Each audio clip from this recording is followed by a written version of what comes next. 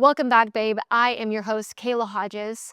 Have you ever felt like you self-sabotage your own success? Or that things that you've gone through in your life are holding you back now? Maybe you people please, maybe you don't own your boundaries, maybe you self-sabotage. Today is where this comes to an end because we're talking about how to heal your inner child so that you can be the most successful woman possible in sales and in your life. So make sure that you are ready to take so many notes, and I will see you in the show. Welcome back to another episode of your favorite podcast, Closing Deals in Heels. This is your weekly big sister advice on mastering influence, embracing your femininity, and handling any challenge that life throws your way. So today I was sporting this very beautiful crown. I found this at the farmer's market yesterday. It was one of one. I'm walking by and I see it. It was like, oh, that looks so amazing. That looks so fun. That looks so fairy, so princess-like. I'm like, I have to get it. And I wore it around the whole entire farmer's market yesterday. I got so many compliments on it. I'm like, I have to wear this again today because of what this podcast episode is about. And it's about you learning how to heal yourself, your inner child, so that it doesn't fuck up your sales and fuck up your money. Okay. Very bold when I say this because I wanted to land for you. You should not have issues in sales because of things that you've been through. And unfortunately, most of us do. And it's really important that you understand how, like, your lack of, healing and how your trauma is kind of messing things up. Whether it's being like how you handle rejection, how you ask for the sale, how you undervalue yourself, if you get discounts, like there's so many things that could possibly happen that happened as a child that are showing up right now that are costing you money, costing you your dignity, costing you your emotions. And today we're going to show you how to fix that. I'm going to show you. I'm going to show you how to fix that. I want you to be at a place where you know exactly what to do whenever something comes up, to where you can look at it and you can heal it and then you can move past it, because you deserve to be the most confident, the most powerful version of yourself. And if you've been watching this podcast for a while and you know my story, like, you know that I've been through a lot of stuff in my life, so many things. And it's okay that you go through things. However, those things can't define you. Those things can't take away from who you are. Meaning that just because something really bad happened to you, it doesn't mean that it holds you back for the rest of your life. And it's really important that you learn how to identify those things, so that you can heal, so that you can become the best version of yourself.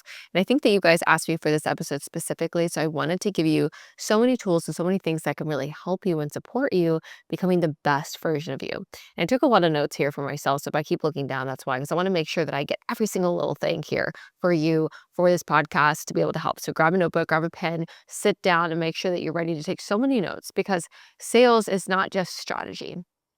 It is a spiritual journey. And it is you really committing to transformation to heal all of you so that you can be all that you can be. And why do I say that sales is spiritual? Because you are transferring your energy to somebody else, which is a very spiritual thing. You're sitting in front of somebody, or you're on a call, or you're in somebody's office, and you're having a conversation with somebody, and you're getting somebody to change their perspective. They came in one way, thinking one way, and by the time they finish speaking with you, they're thinking a completely different way. You're changing them, you're shifting them, you're altering them for the better if you're doing this with integrity. And you're transferring your energetic state to them. I am trying to persuade them with my energy. Okay. It is not that you are trying to just mirror them and become like them. You want them to mirror you and become like you, to adapt your mindset, your belief systems, your perspective. Yes. And if I am not in a good energetic state and I am trying to persuade somebody and to alter their energetic state with mine, now we're going to have two people that are in a bad energetic state. Yes. So if you can't heal and take care of yourself and be the all that you can be and the best that you can be, you're going to be at a disadvantage of trying to persuade and influence somebody. It's very, very difficult to persuade and influence somebody if you cannot persuade and influence yourself. So that's why this journey is really important. Plus, it's not fair that you went through all the things that you went through. However, it is your responsibility. And why would you want to be held back and to be affected financially, emotionally, physically by things that have happened 2, 5, 10 plus years ago? Isn't that crazy? When your whole entire body literally changes, all of the cells in your body change. I think that they change like every 2 years. Every single cell in your body is completely different. The cells in your liver are different. Everything's different. The atoms change. Everything's changing. But yet it still feels like something that happened 5 years ago, how it happened yesterday. And why is that? Because the brain doesn't understand. The brain doesn't understand what the past is and what the future is and what the present is. And whatever you focus on is the life that you experience. So if you're consistently focusing on something that happened 5 years ago and how it's not fair, and oh my God, and remember, and you're going to be living in that state all the time. You're just going to be living there habitually, which is probably why you're not happy, which is probably why you hold yourself back from having amazing things in your life. And I want to bring this into the sales aspect because this is what we found. When I first started my company, we didn't have the intention of just healing trauma. Like that never came up. It was all sales training, and we wanted to do like some leadership principles and have people have good money mindset. So every Monday we would go and we would do this like Think You Can Grow Rich book club where we read a chapter, and in the meeting we would go over what it said in the chapter. And to my surprise, 3, 4 weeks into this, I have a woman in my group that has a complete meltdown of something personal that was going on in her world. It's super emotional, and she's talking about her and her husband and how it's so frustrating, and she didn't know if it was going to work out. And before I started this company, and before, in my past, I had worked on Tony Robbins' career team for 3 years. I also went through all of his, like Robin Mendane's Foundation, NLP, strategic intervention. And I was really obsessed with learning how to have breakthroughs like Tony Robbins had breakthroughs, right? So I was trained on how to do this. And so with her, while she's having this breakdown, I have an intervention with her. And I remember asking her these pointed questions and getting her to this emotional state to where she's realizing that she needs to change. And it's kind of similar as sales, but it's a little bit different. It's all about reframing, reframing, reframing, and sitting with them and being patient and really changing your tone to get them to understand different things and consistently pattern interrupting them if they think about something too bad and getting them to change like their mindset over and over and over and shift them and shift them. So it's definitely an art. It's really, really beautiful. I love doing this. And what we noticed is that a couple weeks later, she was saying, she's like, "Oh my gosh, last night I had the most amazing night. You don't understand. I was sitting on my couch. My feet were up. My husband was in the kitchen. He was cooking. He took out the trash. We're in the best place that we've ever been. Oh my God." And I realized something. I was like, huh. I was like, that was really cool. Like, not only is her sales up, her relationship is better. I think I'm onto something. And then we started noticing that these women would start making a lot of money in sales, but then they would stop. And this is what I'm going to go into today about self-sabotaging your success and about how trauma can hold you back and about how not healing your inner child can really affect you in such a negative way. But these women, we were noticing that they were inconsistent with sales. They would learn, they would make money, and then they would stop, or something personal would happen in their life where like they were going through a divorce or some death happened to the family. All of a sudden they were gone. And we're like, what the heck is going on? And so we started doing more of these interventions, and we started seeing a consistency with the data where these women were performing more. And we're like, man, like we have to keep doing this. And so we started doing it more and more, and we added more stuff and we helped more. And we started seeing a rise in consistency, a rise in culture, a rise with these women coming together because they were doing healing work and they were getting tools. So they would stop self-sabotaging in their sales process, and they would start stop self-sabotaging in their personal life, and they would know how to handle bad things when it would come their way because they were on a healing journey. And that's what I want to explain to you today, because I think that if you're in a place where you don't understand why you don't feel as motivated, or why like you've done something then you stop, or what's going on, like it's probably psychologically. Like 80% of this is your psychology, 20% is the mechanics. And if you don't understand the psychology part of this, and you don't understand how to get you right, it's very hard for you to perform. And women were wired completely different than men. Men are wired to hunt. They're wired to go out there. They're wired to put the emotion stuff aside and get things done. We are not wired that way, and it's on purpose. We're a completely different species. And if we can just like acknowledge how we feel and honor ourselves and kind of get to know who we are at the core, we can give ourselves the correct tools to be able to succeed so well in any area of our life that we want to put our minds to. It's about you having the willingness and also having the tools, the tool set to be able to do this. The last thing I'm going to mention here is like, even when Seventh Level acquired us, the biggest thing that they would tell us is that like most of their clients were men. And even when the women, they came in, we would train them and give them all the skills and all the sales training, but for some reason they wouldn't perform. And we're like, what the heck can we do? And I knew exactly what it was. It was the mindset, the healing, the inner work. Because when a woman doesn't do the inner work and she doesn't have the tools and she's in survival mode, she's going to burn out very quickly. And she's not going to feel happy. She's not going to feel fulfilled. And that's what this whole point is, because I've been in a place in my life where I made money and felt completely empty inside. And I don't want you to have that experience at all. So let's get into this. This is the signs that your inner child is running the show and ruining your sales game. So let me know if you do this. Number one, you take fear of rejection and taking no personally. Somebody says no and you are offended. Even if it's on a subconscious level, you are offended, you take it personally, something's wrong with me, oh my God, I didn't do it right, it's not fair, right? And it will feel like a personal attack. And this can be linked to your childhood where you have felt unseen, unheard, or unworthy as a child. So your brain develops as a child and how you perceive love as a child, right? So it's really, really important. There's different stages of child development of the brain being developed.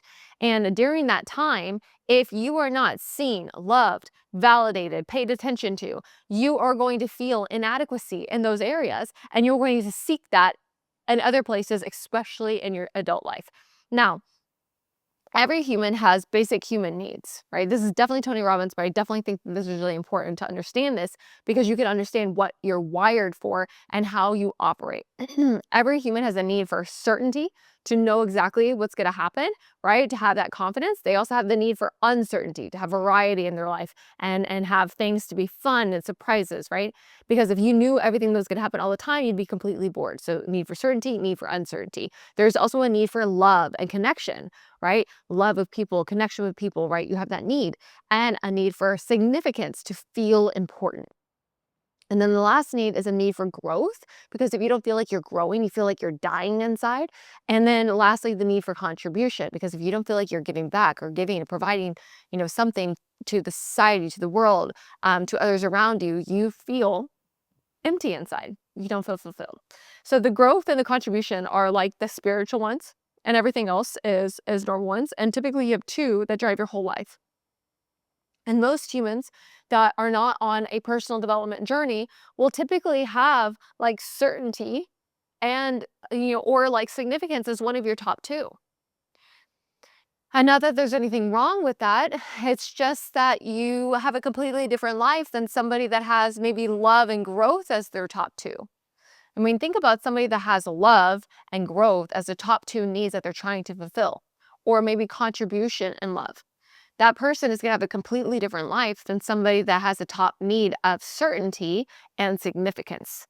And everything they're doing is trying to prove that they're enough, prove that they're worthy, make people feel like they're important. And why does somebody that has significance as a top priority do that? Probably because they are really seeking love underneath that. And they think if they're important, they're going to be loved. And that comes, again, from child development, from not being enough as a child. and from really, really craving and needing that validation so that people will pay attention to them. So then they'd be enough. So then they would be worthy. So then they would be loved. Yes. Now, can you change this? Yes. Personality is not permanent, okay? You can change yourself, change your personality, change who you are. Um, and it is scientifically proven. There's actually a book called Personality is Impermanent. It's really, really good. You should read it. About how you can change your personality and about how personality tests are complete BS because it's scientifically proven that your personality completely changes. Even though you feel like the same person, the person that you were at 6 years old versus 30 is a completely different person. And it changes over time with the circumstances that you go through. And typically the attributes that you have as a person, your character, depend on the social settings that you were put in. So if I was put in a social setting of being a waitress, I'm going to learn how to be a little bit more extroverted and speak to people because I learned that skill in that setting. Does that make sense? However, you can change these things over time, which is a completely different subject. But I love bringing this up because the point is that you are in control of your destiny. You have the ability to rewrite the story. You can become anybody that you want to be. And if you're recognizing things that are coming up right now, this is just good to have a self-awareness around it, to have awareness so that you can change it. As a child, which parent's love did you crave more? And what did you have to do in order for that parent to pay attention to you? Because typically the way you had to get love as a child is the way that you are getting love now. Yes? So if I had to perform as a child or if I had to do nothing, my parents just loved me and now I expect those people to just love me and I'm not doing anything and I'm selfish, right? Maybe I'm having some issues. And I don't think that I have to do anything in order to contribute. I might have issues. Or if I feel like I need to prove myself to be worthy and I'm consistently trying to prove myself for everybody else but not being there for myself, I'm going to feel like I'm outside of my body versus inside my body. And it's just really important that you're identifying these things so we can rewire it and get you back. So instead of seeing like objections or business decisions like as something in business and something that's not personal, anytime that somebody says no to you, it feels like a rejection of you and who you are. And that's simply not the truth, right? And it's not fair. Could you imagine every single time that somebody gave you some type of objection inside, even on a deep subconscious level, you're like, I'm not good enough. They don't like me. I can't do it. I'm not enough. I suck.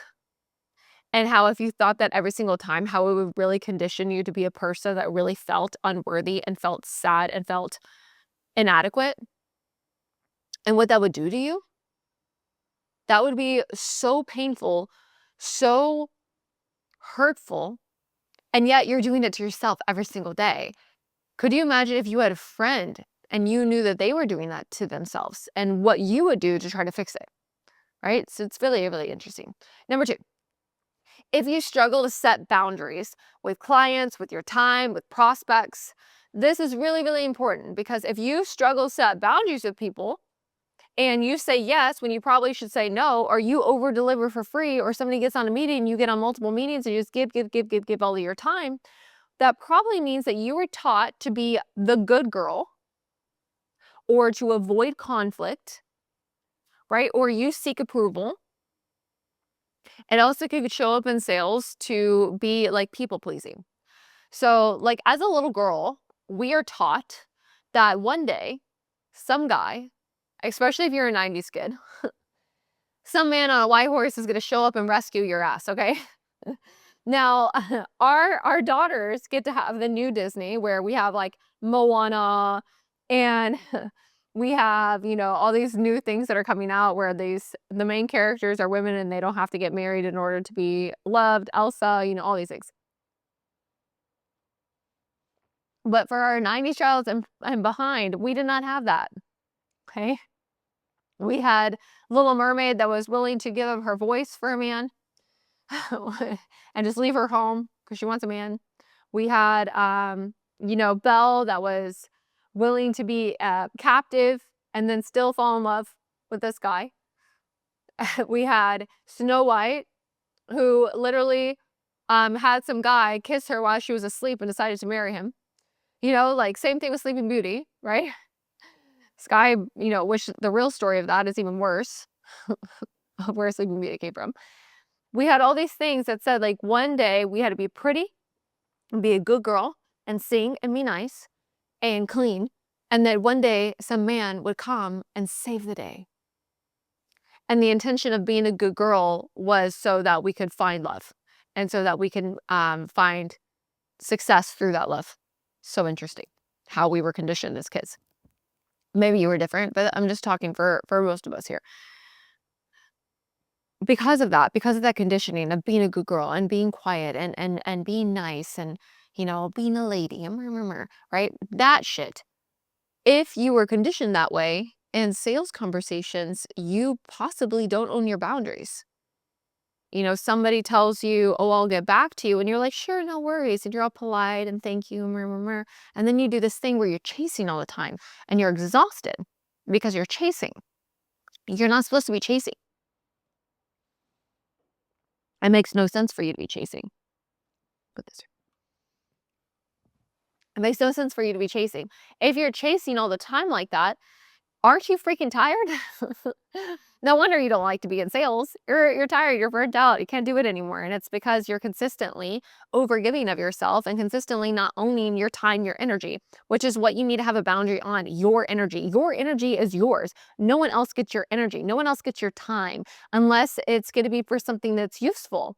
And so many times we're so used to being so good and so nice that we're like, oh yeah, no worries. And you're consistently on your phone, consistently doing something for somebody. Oh, can you do this? No worries. I can do that. Yes, yes, yes. You say yes to freaking everybody except for yourself.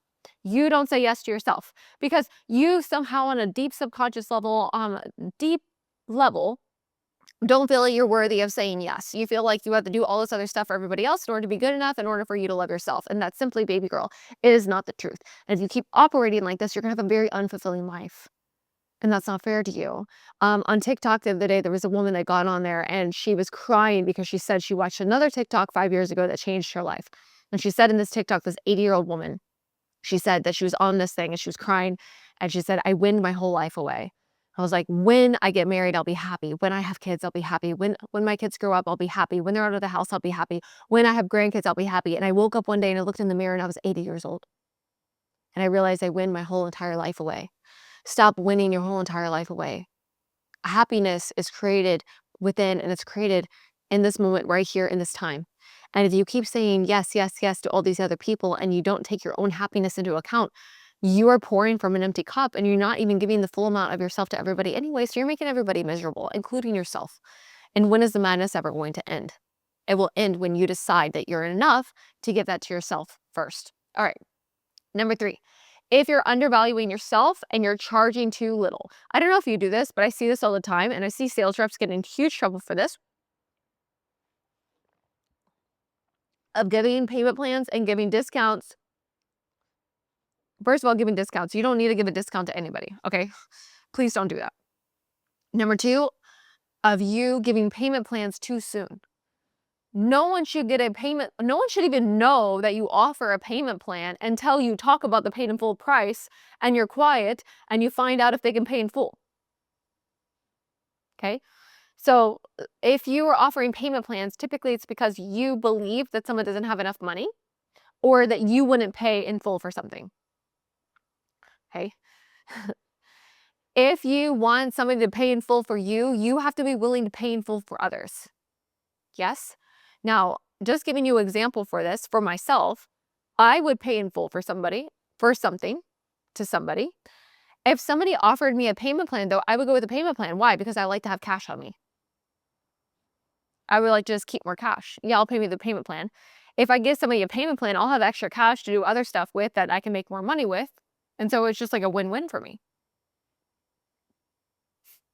But I'll never know unless you offer the payment plan. If you're like, hey, this is 10 G's in full, I'm like, all right, let's just swipe it. Hey, beautiful, just want to take one little second of your time to interrupt this podcast. First of all, I just want to honor you for showing up for yourself. Like, thank you so much for watching and for listening. Like, you have no idea how much it means to me. If you can just take just 1 second of your time, a little favor, and please hit the subscribe button. Please leave a review, comment on this, and share it to another woman that you know. We as women get to really stand and honor each other, and we do that by lighting fires at others' hearts. Sometimes a woman just needs to know that you believe in her and that she's capable, so please send this to her. I appreciate you. Thank you for taking that out of your time and doing that for us. You have no idea how much it helps and how much it helps us bring a really amazing guest on this show and get it out to more and more people. So thank you again. I will see you back in the show. Let's go. But if you're not used to operating that way and you're not used to paying money like that, you're not going to think like that, which is the problem. I want you to start sourcing in people that have the money to just pay you in full. Okay.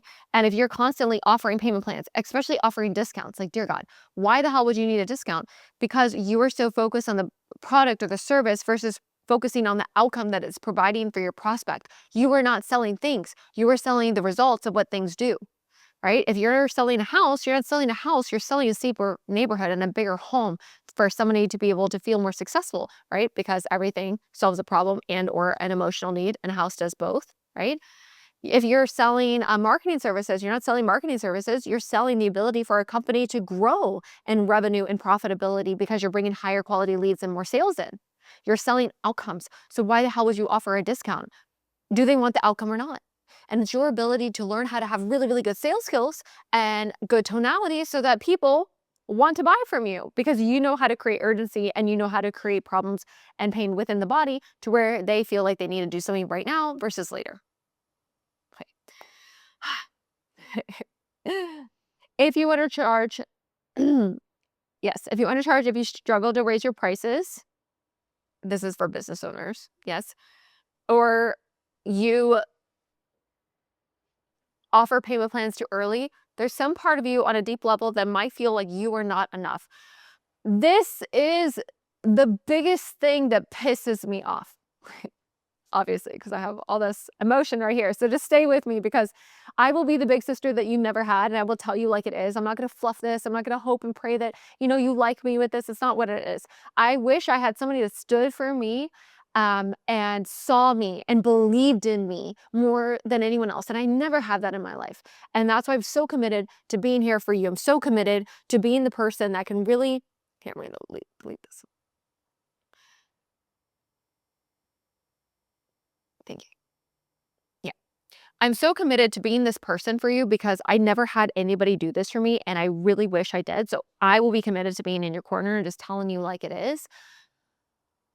Parts of you feel unworthy, feel inadequate, feel insecure, feel not enough. And it's okay because we all go through it. However, it's not okay to stay there. If there's a part of you that feels unworthy, that feels inadequate, that feels not enough, and you just let it sit there and you don't do anything about it, it is affecting you. Because anything like that inside of you is like a poison that's dripping. And if you feel unworthiness inside of you, inadequacy inside of you, you're judging others, you feel not enough. It's like a poison that's leaking over time that's slowly killing you, killing your happiness, killing your joy, killing your love, killing your capacity to be there for others. And if you are unwilling to face it and to do something about it and heal from it, it's going to ruin you for the rest of your life. And it's sometimes so not fair and so not okay because most of the things that happened to you in your childhood were simply not your fault. It's not your fault that somebody walked out on you. It's not your fault that your parents didn't love you in the way that you wanted them to love you. It's not your fault that some guy cheated on you. It's not your fault that somebody walked away. It's not your fault. Okay? Broken people hurt people. And if somebody is broken and they hurt you, that is not your responsibility to fix them. However, it's your responsibility to fix yourself. And if there's things that happen to you that are leaking poison in your body and you are unwilling to heal it, you are going to be miserable for a very, very long time. And not only that, it's going to affect your kids and your kids' kids because trauma's passed through your DNA and it's passed 7 generations deep. And if you're unwilling to heal it and fix it inside of you, you're going to continuously pass it to your kids and they're going to deal with the same things that you're dealing with. And that's simply not okay. You got to be responsible to work on this so that your generations that come after you don't have to deal with the same thing. Okay. Now, number 4, this is huge. Because we all have like this internal thermostat inside of us. If you are at 70 degrees on a thermostat and it gets a little bit warmer, the AC kicks on and it gets back to 70 degrees. If it gets a little bit cooler, the heater kicks on, boom, and brings you back to 70. Yes, or I'll turn off and then it'll go back to 70 depending on how you do your thermostat. You have a success thermometer thermostat inside of you. Yes? If you hit a certain level, so let's say, for example, you are used to making 5,000 a month, 10,000 a month, 20,000 a month, like pick your number. So like whatever you're used to making. Let's just say like for example, we say 10 grand. You were used to making 10 grand every single month. Okay? Let's just say you were. If you're not there yet and you can't picture that in your mind, just say like at least 5. Let's say you were making at least 5 grand every single month, and all of a sudden you don't make enough sales and you are at half of that. So you're at 5 grand or you're at 2,500 and there's a week left in the month. Your thermostat kicks on. It's like, hey, we got to get this shit into high gear. Let's go, let's go, let's go. Let's make money. And then you hustle, hustle, hustle until you make the money, right? Your thermometer. Now, let's say that you make twice that amount. So instead of making 5, you make 10. Instead of 10, you make 20. If you feel unworthy of the money, unworthy of the success, your brain will go, let's stop working. I want to rest. I don't want to do this anymore. And you will shut off and you will start spending the money. So you will either just stop or you'll start spending it and you'll self-sabotage it to get it back to what you're comfortable with at that $10,000 mark, that $5,000 mark, whatever it is. You can't do that, okay? And I've done this as well. I remember when I first started making money, I blew money. Oh, I was so good at spending money. I got my hair blown out twice a week at the dry bar. I literally Uber blacked everywhere because I was like, I need to be in vision of somebody that makes even more money. So I just need to Uber black everywhere. I Uber Eats every single day. My Uber bill was like 5 grand a month, okay? It was bad. I think it was like 3 grand with Uber and then 4 grand with Uber Eats. Like I spent so much money in Uber. It was ridiculous. I would go and I would buy fancy clothes and I would just spend like there's no tomorrow because I wasn't used to making that money. And I would self-sabotage. I felt unworthy of the success. And it took me years to heal this, okay? Years. And I want to give you some of these tools and some of these things that I've learned because that sucked. Like to have all that money and then just blow it. And knowing that I was blowing it, like I knew, like I was like, I really shouldn't buy this right now. And I was just like, I'm just going to do it anyways. Because it felt like this weird dopamine thing for me. Like it felt good to like buy it. And if I could teach you some of this, learn from my mistakes. The smartest people learn from other people's mistakes. Stop blowing your money like that. Like there's no need. There's no need. Especially like designer shit. Okay. I love designer shoes. I love designer things. I mostly don't buy my own designer stuff. Okay. Be in a place of receiving, right? Get your guy to buy nice things for you. Be in a place where, you source some of those things in because you really should learn how to buy assets. And those assets are buying things for you. So like, let's say that you save up your money and you buy a Airbnb property and it's collecting funds for you every month. Well, that money that you get from that can be buying your shit. But unless you have an income producing asset, like you should not be blowing your money on random things. Please save it. And one thing that I learned that I think is really, really important is you having a bucket to dump from. So like for myself, I have multiple different bank accounts. In my personal bank account, I never have money in there. Okay. And I think it's because I'm so training myself that typically when I would have money in there, I would spend it. So I like never have money in there. I dump everything into a high yield savings account until I can get to a certain amount. And then I take that money and I dump it into other things. It's called a dump bucket. So you want to get to a place where you have 50 G's in some type of account, and you can take that and you can put it into other things. And you want to invest in yourself because smart women know how to invest to make more money. So if there's something that's going to help you make more money, that's called smart debt. If I know if I spend 10 grand to help increase my sales ability so that I can make more sales, that is a very smart investment. If I know that if I spend this money in ads and it's going to make me have more clients, that's a very smart investment. It's always about spending money to make money versus spending money to feel pretty in a new pair of shoes. Yes. And there's small things that I do and rewards for myself. So I'll have like a goal where I'm like, if I hit this amount, I will buy myself this. And then it's like a game for myself. And then I get excited where I'm like, hey, I'm going to hit this amount and then I get to buy myself this. But not just randomly spending that for no reason. Okay. So if you ever hit a big win and then you suddenly stop doing work, if the fear of success is real, success equals pressure, isolation, loss of love in childhood, your subconscious might try to protect you by keeping you small. Stop trying to protect yourself to keep yourself small. You are not meant to play small. And if you're afraid of responsibility, right, which was what leadership is and success is, then there's just something inside of you that wants to self-destruct, that wants to feel unworthy, that wants to prove to yourself that you can't make it. This is all stuff that you need to heal, which is why healing trauma is so important, so vital, which is why we do a lot of somatic work in our trainings with our clients so that you don't have this come up for you anymore. All right, number 5. If you avoid sales calls or follow-ups, are you guilty of this? Yes. So if you procrastinate or you don't reach out or you hesitate to ask for the sale, it's tied to the fear of rejection, abandonment, or being too much. Now, I've experienced all these. Abandonment on such a deep way. I've been abandoned so many times in my life to where I've really felt like I'm the only one that has my back. And there's one thing that I learned over time, and I want to give this to you right now that is going to change your perspective on this.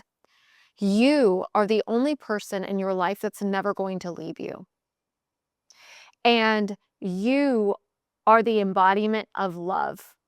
So love can never be taken away from you because you are love.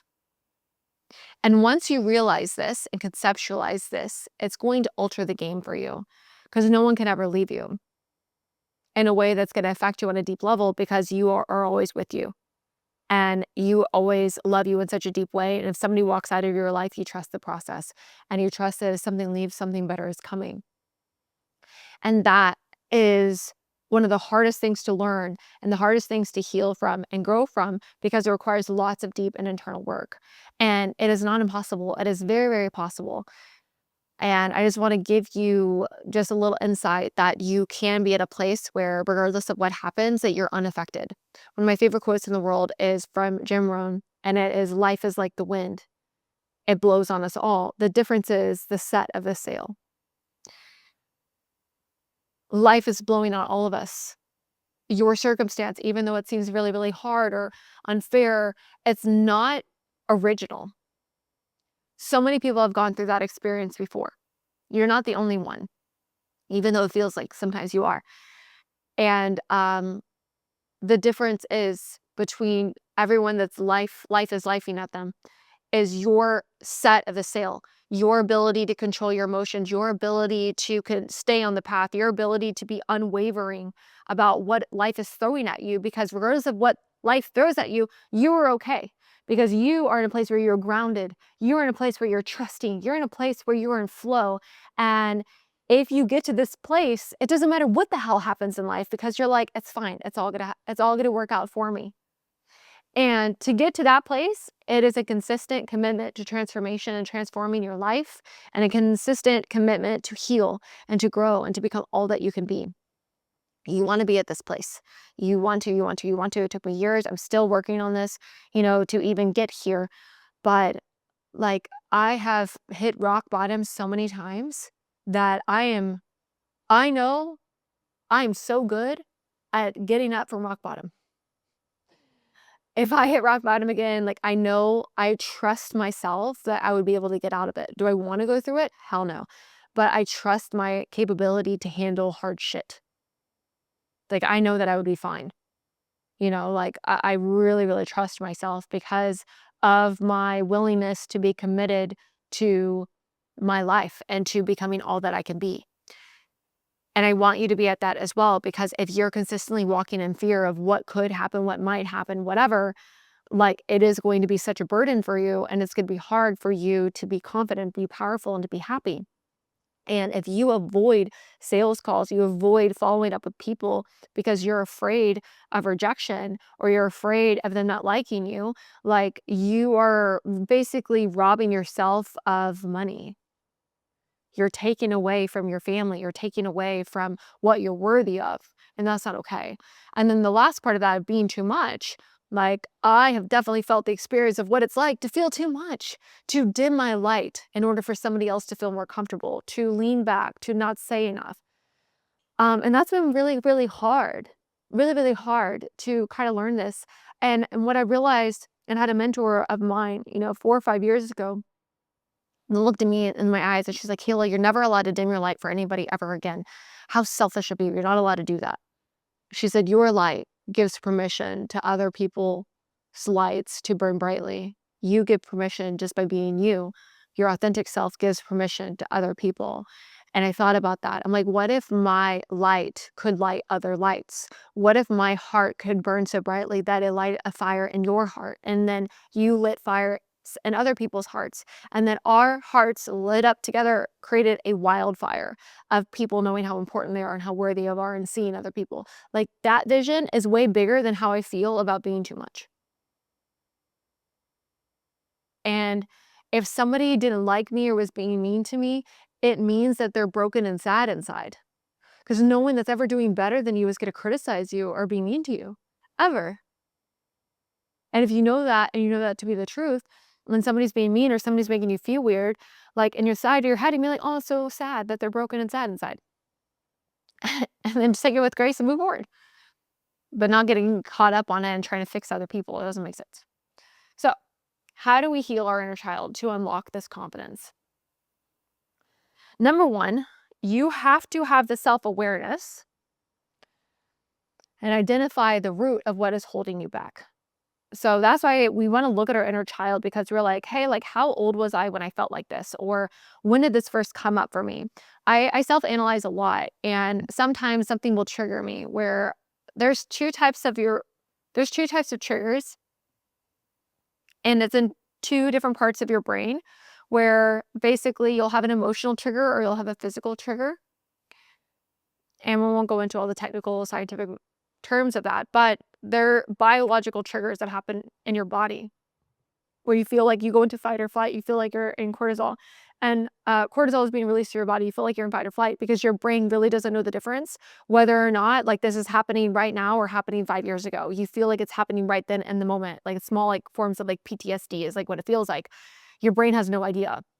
Nor if your brain is affected with trauma, it can't logically make you feel like a logical sense of this. You'll act irrationally. You'll do something irrationally because your brain can't logically calm you down, depending on where this is happening in your brain. So it's really, really interesting to just have that understanding that, hey, your body just needs a minute. So if you're triggered, like, can you calm down? Here's my rule of advice. Never, ever, ever, ever, ever, ever, ever, ever, ever address somebody when you're triggered. That is a rule, and I have failed at this rule multiple times, so many times, because your ego does not want to wait until your body is calmed down. Your ego wants to address it. If something upset you, if something pisses you off, if somebody says something to you in the middle of a conversation, you want to protect yourself. You want to say something. Your ego loves to be right. It loves to avoid pain. It loves to avoid fear. And you want to do something about it, especially if somebody's hurting you, especially if it's in like an intimate relationship. Your intimate relationship is going to be where your biggest triggers are because your intimate relationship is going to be a mirror for all the other areas that you get to heal. You get to heal you, and then your relationship is a perfect mirror of all the other areas that get to continue to heal. And especially if both of you have had things that have happened as a child, you're going to be perfect mirrors for each other of where you get to heal. And sometimes it's hard if you are triggered by somebody that you love and you're in the middle of a conversation and you want to say something. It's hard to be like, hey, I need a timeout. I need a moment. Like, can I have 30 minutes and then come back to the conversation versus what your ego wants to do, which is being like, oh, well, how dare you? But being committed to this life, being committed to transformation, like you have to be willing to like pull yourself back and to realize that this is your shit and you got to work through it. So ask yourself, where in my childhood did this happen? So if you're triggered, like, where is this coming from? Right? I did this for myself yesterday. I'm like, there's something that came up for me, and I'm like, okay, like, why do I feel like this? Like, where did this come from? How old was I when I felt like this? And I'm like, oh, okay, like I was, 13, 14 years old. Okay, that makes sense. That I really want this, and this is how I felt. And just literally like identifying it, right? Because it's not happening right now. And if you can give yourself the logic that, like, hey, this is what happened way back then, this just reminds me of that, and that's why this is coming up for me, you can like calm yourself down a little bit. Yeah. And then the second thing is that, and when it comes to sales success, it's like, what were the messages that I learned? How did I learn about success? How did I learn about money at this age? Like, why is it that I'm thinking like that? And just having an awareness of it and like journaling about it, I think that would be really helpful as well. Be like, this is how old I was, this is how I felt. And sometimes like I'll talk to that little girl inside me, or I'll ask myself, like, what do I need right now? Right? One thing as a woman is that we have this really beautiful thing called intuition. If you put your hands on your heart and you ask yourself, like, hey, like, what do I need right now? You'll typically come up with the answer. What do I need right now? Like, what would help me right now? What would really serve me right now? What would help? You'll come up with the answer inside of you. Number two, you have to learn how to reframe yourself.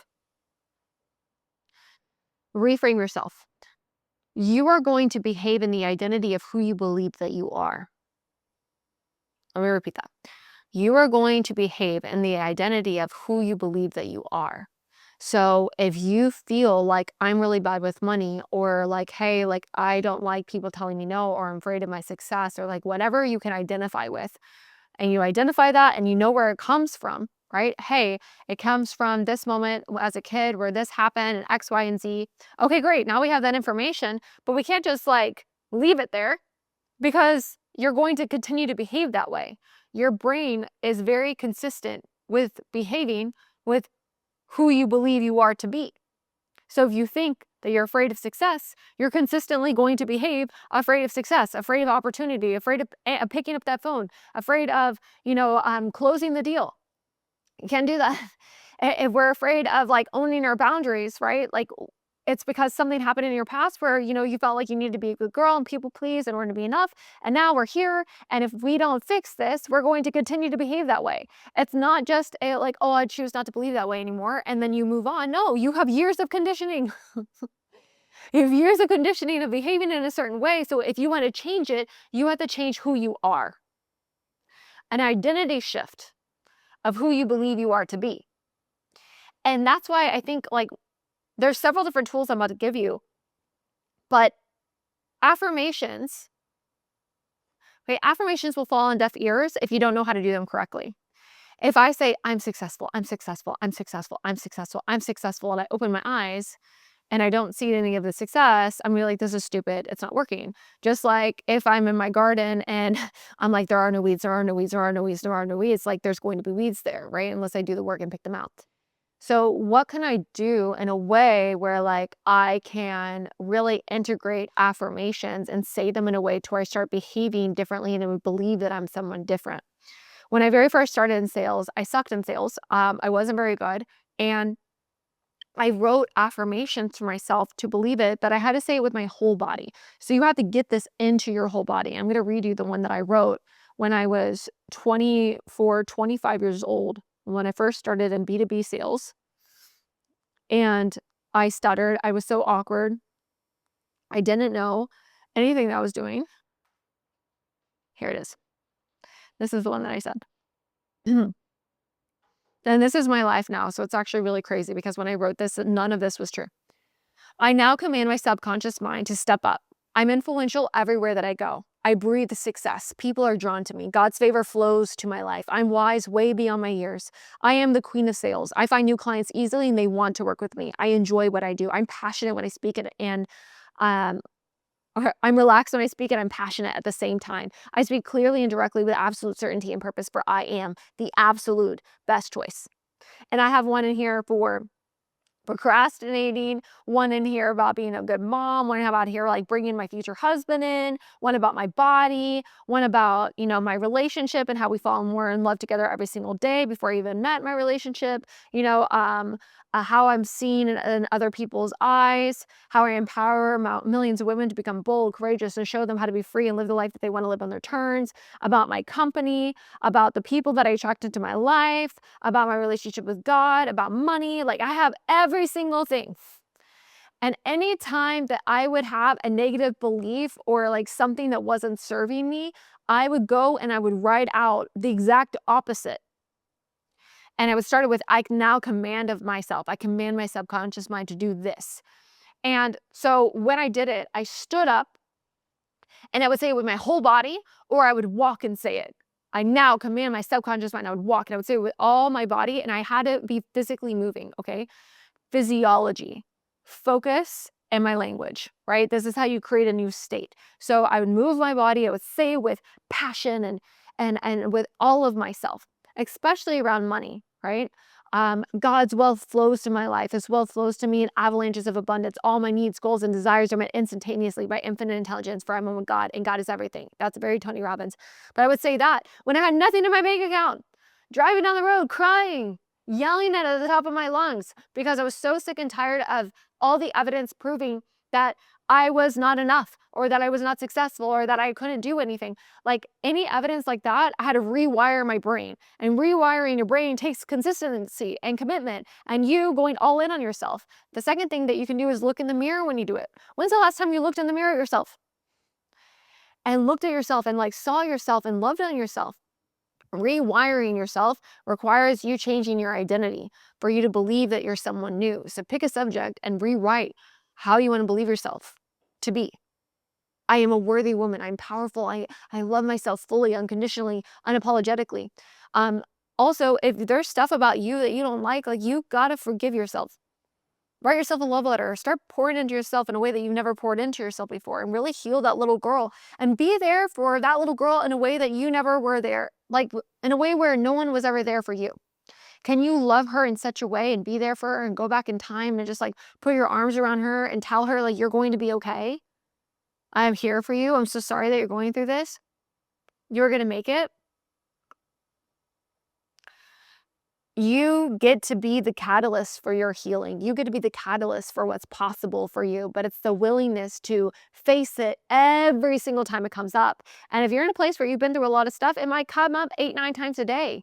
And you're so committed to transformation that you face it every single time it comes up 8-9 times that day, saying your affirmation out loud, saying whatever you need to say every single time it comes up. Because if you don't, the old beliefs, the old conditioning will come up and it'll surpass the new conditioning because it's not instilled and ingrained in your body yet. Does that make sense?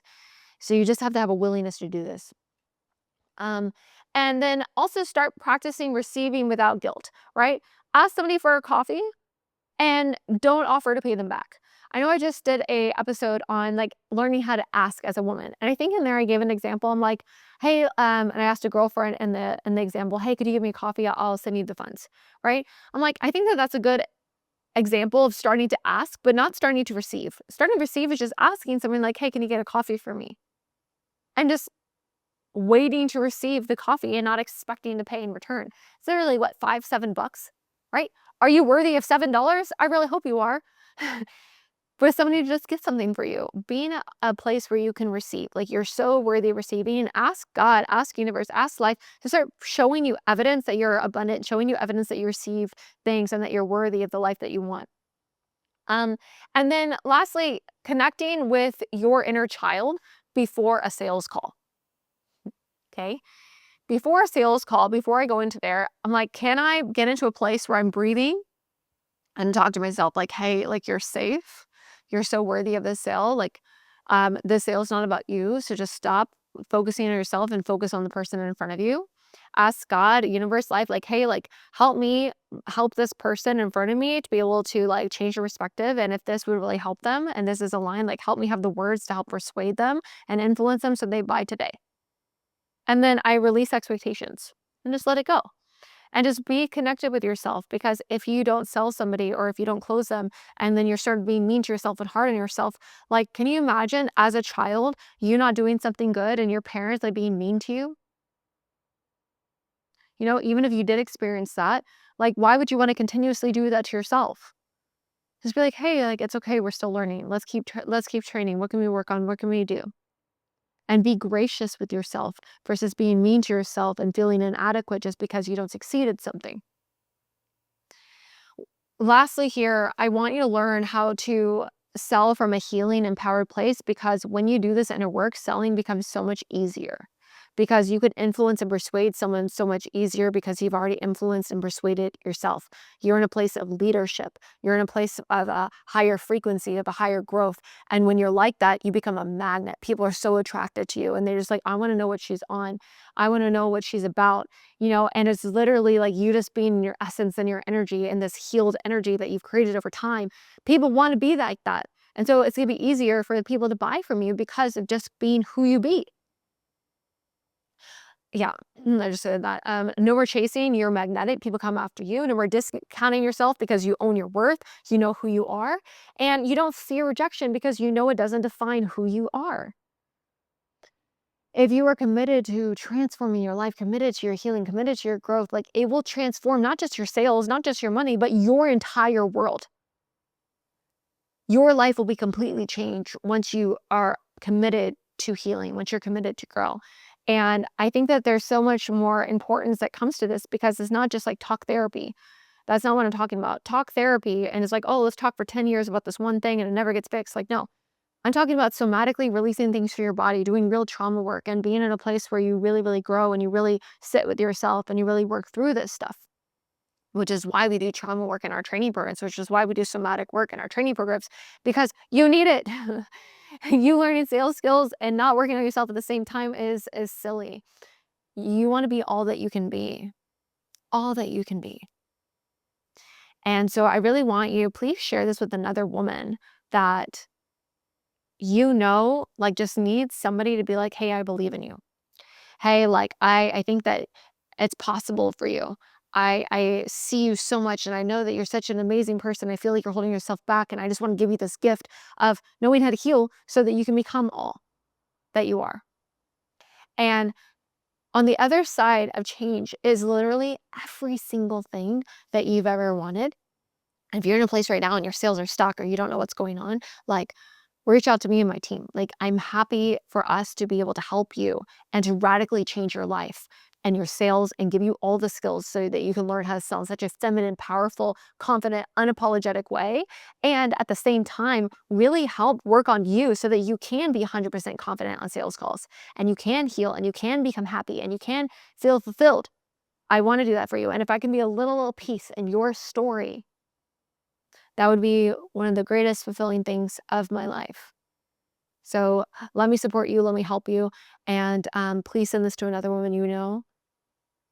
If you have any suggestions for the next podcast, please comment in the chat below. Let us know what you want the next one to be about, and I will see you on the next episode.